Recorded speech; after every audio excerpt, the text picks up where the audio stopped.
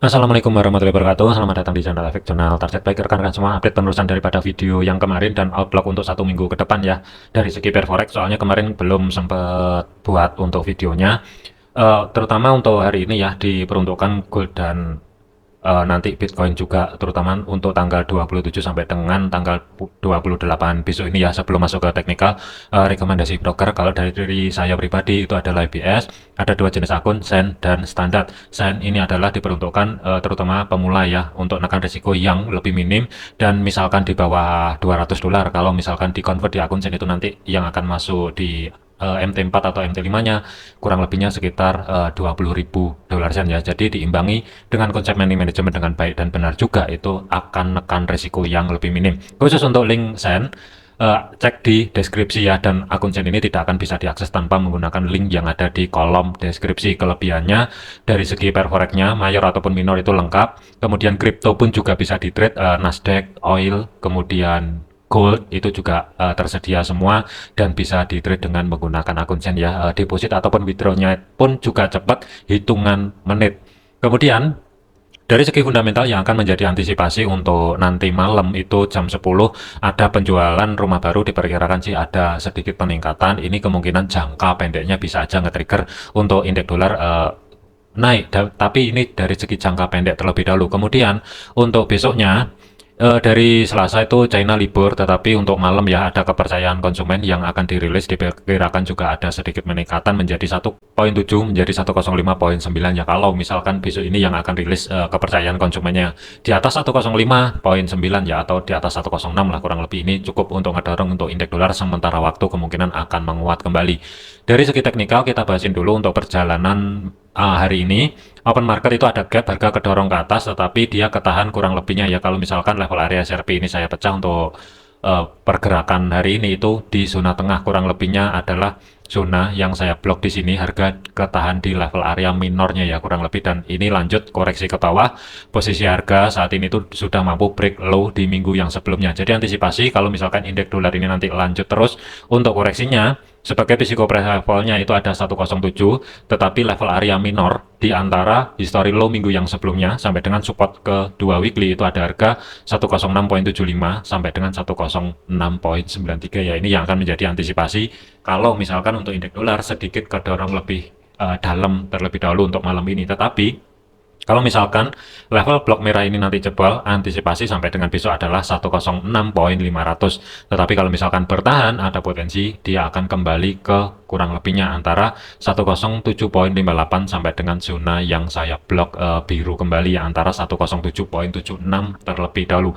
Jadi untuk fokusnya indeks dolar, kalaupun ada penurunan, blok merah yang ada di sini kurang lebihnya 106,800-an lah kurang lebih, dan support 2 weekly berada di 106,500 pembulatan atau sebagai risiko levelnya. Tetapi kalaupun ada kenaikan, gambaran saya sampai dengan besok kurang lebih pantau di level area antara 107,58 sampai dengan 107,800. Selanjutnya adalah untuk gold. Kita lihatin dulu dari segi perjalanan time frame H1 untuk hari ini. Open market tadi juga ada gap, tetapi penurunannya dari segi gold itu kurang lebih itu pas di level area batas atas pivot 2749, atau sebagai risiko levelnya sebenarnya sih berada di 2750. Zona demand yang di sini ini sudah di break ya, dan harga penurunannya tadi itu kurang lebih ya pas di level area tersebut sebelum harga ini saat ini itu bergerak kembali ke atas. Di dalam zona yang saya blok hijau di sini itu ada 3 level area yang menumpuk, 2770 pembulatan, 2775 maksimum adalah di 2786. Kunci kenaikannya di gold itu berada di level area 2786. Kalau misalkan malam ini mampu melewati level area tersebut, ada potensi kemungkinan baru ke 2800 sampai dengan 2818 sebagai resisten ke 2 weekly. Tetapi kalau misalkan 3 level area yang berada di dalam zona yang saya blok hijau ini mampu menahan pergerakan untuk malam ini, waspadai kembali potensial koreksi dari segi time frame kecilnya ya, tetapi ini masih belum valid juga. Tetap waspadai aja level area minor di antara resisten pertama yang saat ini berubah fungsi sebagai level area support sampai dengan batas atas pivot. Kurang lebihnya itu minornya jatuh di antara 2757, 27 60 dan 2762 atau zona yang saya blok biru di sini. Kalau kita lihatin kemungkinan dari segi time frame M15 kelihatan kurang lebihnya ya untuk level-level areanya. Jadi waspadai koreksinya kalau misalkan untuk malam ini sewaktu-waktu kalau ada rejeksi di antara tiga level area tersebut, potensi dari segi time frame kecilnya kemungkinan pantau di antara zona yang saya blok biru di sini ya, di antara 2757 sampai dengan 2762. Tetapi kalau misalkan lanjut terus ke atas dan dia mampu break high di minggu yang sebelumnya yang berada di 2786, baru ada potensi atau peluang menuju ke 2800 sampai dengan 2818. Untuk zona bawah, tetap waspadai mengingat zona tengah atau sebagai pivotnya ini juga masih belum diambil ya. Ini waspadai dulu sementara sih nanti cek karena harga saat ini masuk ke dalam zona yang di blok hijau di sini ya. Jadi ini nanti antisipasinya 2737 ini kalau misalkan dari segi time frame kecilnya ada penurunan kembali dan blok biru di sini itu di break ke bawah baru ada potensi ke 2737. Tetapi kalau misalkan aman dari segi time frame kecilnya, kalaupun ada penurunan, dia gagal bergerak di bawahnya 2757, waspadai potensial arah atas. Kemudian untuk Bitcoin, kita lihatin dulu perjalanan dari segi Bitcoin ini ya. Untuk level area SRP-nya ini saya belum tarik, jadi ini saya tarik dulu dari low sampai dengan high-nya. Kalau misalkan kita lihatin dari segi time frame weekly-nya ya, untuk level area SRP, kalau misalkan saya tarik dari low sampai dengan high-nya kurang lebihnya itu ada beberapa level area yang mesti diantisipasi kalau kita lihatin dari segi time frame 4-nya. Penurunannya itu sudah mampu break low di minggu yang sebelumnya, kurang lebih low di minggu yang kemarin itu 99.400-an lah kurang lebih, dan ini kan sudah mampu di break. Jadi antisipasi untuk saat ini ya sampai dengan besok terutama pantau di blok biru di sini, itu yang pertama. Yang kedua adalah sebagai zona tengah atau sebagai pivotnya itu di antara 104.400 dengan batas bawah itu berada di kisaran 103.48 dan batas bawah itu kurang lebih berada di kisaran level area 105.600 ya. Ini nanti kalau misalkan untuk hari ini Bitcoin dia mampu bergerak kembali di atasnya 101 ya kurang lebih, baru ada potensi kemungkinan akan kembali ke pivot. Jadi untuk kunci terdekatnya berada di 101.000. Tetapi kalau misalkan ada kenaikan dan level area 101.000 ini nanti mampu menahan, waspadai. Terus terang saya curiga kurang lebihnya ya 96.000 karena di kiri juga ada zona demand bagian bawah ya. Ini masih belum diritas dan tidak menutup kemungkinan juga ini nanti sedikit kedorong ke bawah sebelum harga lanjut ke atas, itu juga bisa terjadi. Untuk saran kemungkinan rekan-rekan kalau misalkan ada entry posisi buy ya, waspadai kalau misalkan sudah masuk ke market kuncinya berada di 101.000. Kalau misalkan malam ini sampai dengan besok dia mampu maintain kembali di atas level area tersebut, baru ada potensi kemungkinan akan ke zona tengah atau sebagai pivotnya. Tetapi kalau misalkan gagal, waspadai kurang lebih di sini juga ada zona demand ya. Level areanya sih juga nggak jauh-jauh di 96 ribuan lah. Jadi batas atasnya adalah 96.500, batas bawah adalah 95.500. Waspadai level area tersebut. Ada kecenderungan kemungkinan sih dari segi time frame kecilnya bisa aja ini nanti naik lebih dulu untuk malam ini ya, tapi sebagai kuncinya adalah di 101.000. Kalau misalkan gagal, hati-hati arah bawah sebelum Bitcoin ini nanti naik lebih tinggi ya. Terus terang saya curiga 96.000. Untuk level-level zona pantau untuk minggu ini kemungkinan sih kalau misalkan mau dicatat ya, ada batasan pantau over bagian bawah, tapi ini saya skip dulu 88.600 sampai dengan 92.000 lah. 91.000 lah pembulatan atau zona yang saya blok biru. Ini batasan pantau over untuk minggu ini. Batas pantau over atas itu ada dua level area 112.700, 117.000 dan 120.000. Cuman sih saya nggak antisipasi ke sini dulu. Kalaupun ekstrim mendadak naik secara signifikan ya, kemungkinan sih gambaran saya masih belum jauh-jauh di antara 112.000. Cuman PR-nya adalah menentukan dari segi time frame kecilnya ini nanti Bitcoin ini apakah dia ketahan di sini aja dan mampu maintain kembali di atasnya 101.000 atau dia sedikit kedorong ke bawah ngambil support kedua weekly, baru ada potensi naik kembali ya. Hati-hati untuk pergerakan Bitcoin, volatility sangat besar sekali. Selanjutnya adalah untuk GBP USD. Untuk level area SRP ini sudah saya tarik, tetapi yang mesti diantisipasi kalaupun ada kenaikan dari segi GBP USD 1.2614 ini adalah sebagai level area resisten kedua weekly. Batas pantau overnya berada di 1.2784, R3, R4-nya adalah di 1.28700. Tetapi kalau kita lihatin dari segi time frame H1-nya, harga ini sudah mampu break high di minggu yang sebelumnya. Tetapi dari segi body candle-nya itu masih belum mampu tutup di atas level area tersebut. Jadi sebagai level kuncinya, kalau misalkan daily close-nya dia mampu tutup di atas history high minggu yang sebelumnya atau sebagai physical price level-nya berada di 1.2500, baru ada potensi. Yang pertama, zona pantau malam ini sampai dengan besok malam ya kurang lebihnya itu minornya hati-hati ada harga 1.2558 atau zona yang saya blok biru di sini ya, ini sebagai level area minornya. Kemudian level area mayornya itu berada di level area 1.2614, jadi waspadai di antara 1.2545 sampai dengan 1.2575 kalau misalkan dia mampu bergerak di atasnya 1.2500, apalagi daily close-nya mampu tutup di atas level area tersebut. Tetapi kalau misalkan GBP USD hari ini ternyata dia mampu kembali ke bawah di bawahnya 1.2444 sebagai resisten pertama weekly yang saat ini berfungsi support ya, zona tengah atau sebagai pivot itu juga mesti diwaspadai yang berada di 1.2331, batas atasnya 1.2373, batas bawah adalah di 1.2286.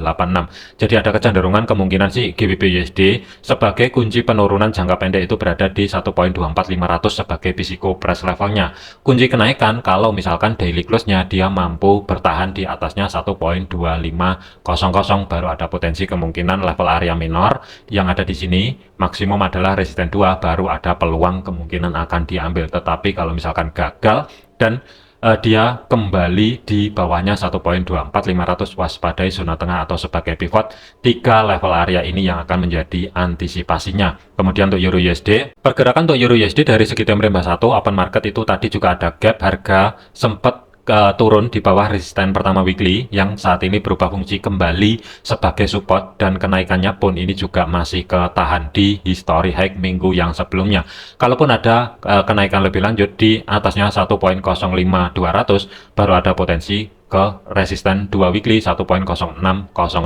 Tetapi kalau misalkan malam ini gagal bergerak di atas history high minggu yang sebelumnya atau daily close-nya masih belum mampu tutup di atas level area tersebut, kalau misalkan ini nanti turun kembali di bawahnya 1.0478 ada potensi hati-hati zona tengah sebagai pivotnya ada harga 1.0425, 1.0393 dan 1.0361. Kemudian untuk AUD USD, pergerakan untuk AUD USD kalau kita lihatin dari segi time frame 4-nya ada beberapa level area yang mesti diantisipasi. Batas pantau over atas itu jatuh di 0.6447 sampai dengan 0.6483, pembulatan sebagai zona pantau untuk minggu ini sampai dengan penutupan market di hari Jumat. Kemudian resisten 2 itu jatuhnya di 0.6377, di kiri juga ada zona supply yang masih fresh. Kalau kita lihatin dari segi time frame 1-nya, pergerakan saat ini penurunannya AUD USD kurang lebih juga pas ketahan di batas atas pivotnya.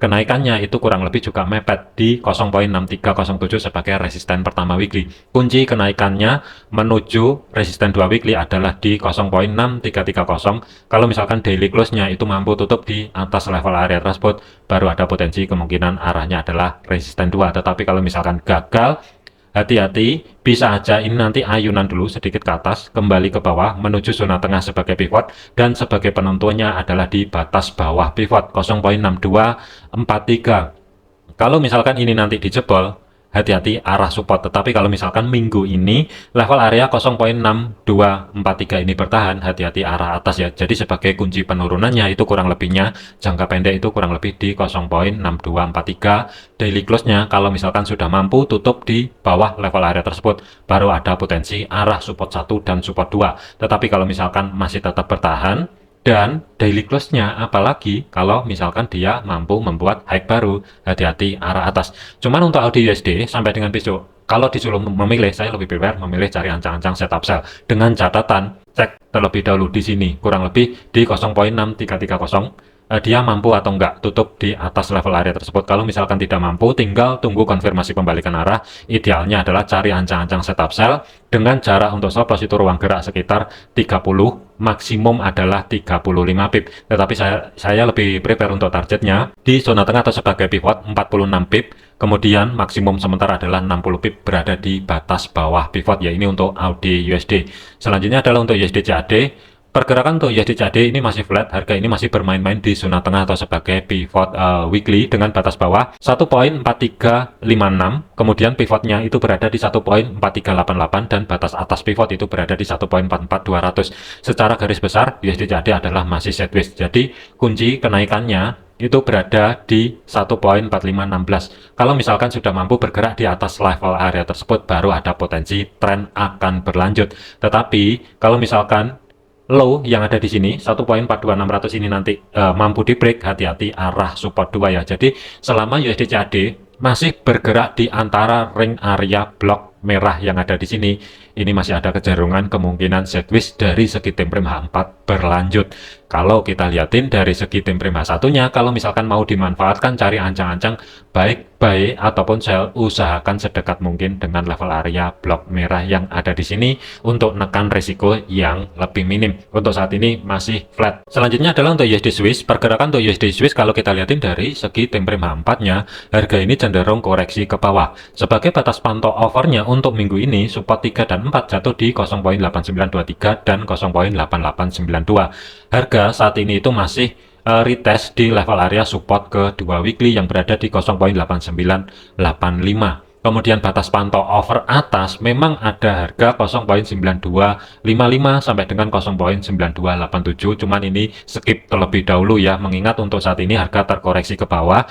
Yang mesti diantisipasi kalau misalkan malam ini ataupun sampai dengan besok USD Swiss ini nanti lanjut turun terus ke bawah, level area minor di antara support 2 dan support 3 itu jatuhnya di kisaran zona yang saya blok biru kecil di sini ya. Ada harga 0.8946, 0.8954 dan 0.8962 ini yang mesti dihati-hati ataupun diantisipasi untuk USD Swiss kalaupun ada penurunan jangka pendek. Tetapi kalau jangka minggu ini batas pantau overnya itu berada di 0.8923 dan 0.8892. Untuk planning saya lebih prefer wait and see terlebih dahulu untuk USD Swiss ini, terutama di minggu ini. Tetapi ada dua zona pantau yang mesti diantisipasi. Yang pertama adalah kurang lebih di blok di sini. Kalau misalkan dia gagal, apalagi daily close-nya tidak mampu bergerak di bawah level area tersebut, kemungkinan referensi yang pertama kalau misalkan dijadikan untuk cari ancang-ancang setup buy sih ini nggak masalah. Dari segi stop loss-nya pun ini juga minim 30 pip, tetapi dari segi reward-nya ya, TP pertama itu berada di support pertama weekly yang saat ini berubah fungsi sebagai level area resisten 80 pip kurang lebihnya yang berada di 0.9048. Kemudian TP maksimum itu berada di batas atas pivotnya ruang gerak sekitar 140 pip yang berada di 0.9105. Ini referensi yang pertama, tetapi masih off dulu. Ada potensi kemungkinan time frame kecilnya ini akan lanjut bergerak ke bawah terlebih dahulu ya. Kalau misalkan referensi yang pertama ini nanti gagal dan USD Swiss ini lebih memilih turun ke bawah menuju batas pantau over, kuncinya adalah selama daily close-nya tidak mampu tutup di bawahnya 0.8892, baru cari konfirmasi pembalikan arah. Pastikan terlebih dahulu harga ini nanti mampu bergerak kembali di atasnya support 3, baru referensi planning yang kedua ini akan aktif. Dari segi jarak stop loss-nya agak lebar karena ini swing, ruang gerak sekitar 45 pip, tetapi dari segi targetnya ruang gerak 125 pip, TP maksimum sementara berada di batas atas pivot ruang gerak sekitar 180-an pip ya.